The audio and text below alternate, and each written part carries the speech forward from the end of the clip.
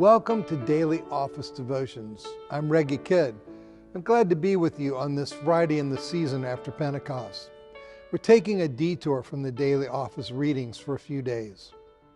Instead, we're thinking through various facets of worship and how our Lord provides meaningful communion with Him through our formal corporate worship, as well as in individual worship in our daily devotions. The thoughts offered here are excerpts from articles I wrote for Worship Leader magazine a few years ago. Seeing a widescreen HD paradise. I am unutterably grateful when a Christian artist enables me to see spiritual reality in widescreen, high definition. Ephraim the Syrian, a brilliant hymn writer for his era, circa 306 to 373, does that for me. His lyrics, especially his hymns on paradise, still captivate. The beauties of paradise are much diminished by being depicted in the pale colors with which you are familiar. Seeing the power of metaphor, Ephraim trumpeted the mystery of Christ's incarnation. He resisted the demands of those who overthought the faith. They insisted on a straightforward explanation of Christ's person, one that fit normal categories of reason, God or man. Which is it? One group wanted to make Christ just like us, merely human. Okay, maybe not merely human, but certainly more human than divine. A different group wanted to make Christ so divine that his humanity was nothing more than apparent, drive-by at best. Ephraim's response: God doesn't give us neat, tidy definitions. Instead, he provides a profound relationship with someone the Bible describes in elegant metaphors and similes. God clothed himself in language so that he might clothe us in his mode of life. In one place, he was like an old man and the Ancient of Days.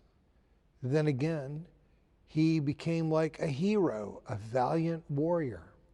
For the purpose of judgment, he was an old man, but for conflict, he was valiant. Grace clothed itself in our likeness in order to bring us to the likeness of itself. He gave us divinity, we gave him humanity. Seeing the whole of the human story, Ephraim celebrated the scale and sweep of Christ's mission. He refused the heresy of mystical narcissism. Back then, many were looking for a personal experience of mystery, just a little spiritual something to help them get through. Today, their spiritual descendants turn to Jesus as some sort of rabbit's foot, a personal avatar they can enlist to make their lives, of which they remain firmly in control, turn out better. To counteract the spiritual narcissism of his day, Ephraim wrote his hymns of paradise against a backdrop that includes the whole of the human story.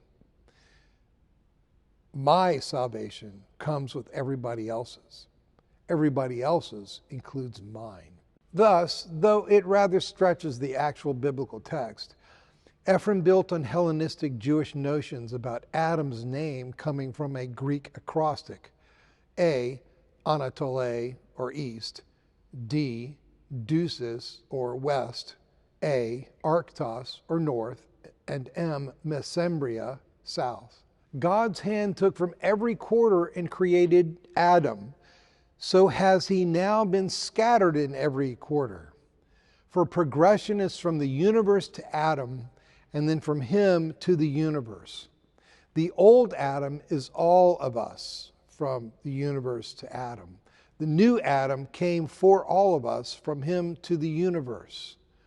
For this reason, Christ's followers come from all quarters of the globe, and our mission is to go to all quarters of the globe, seeing the whole of Christ's work.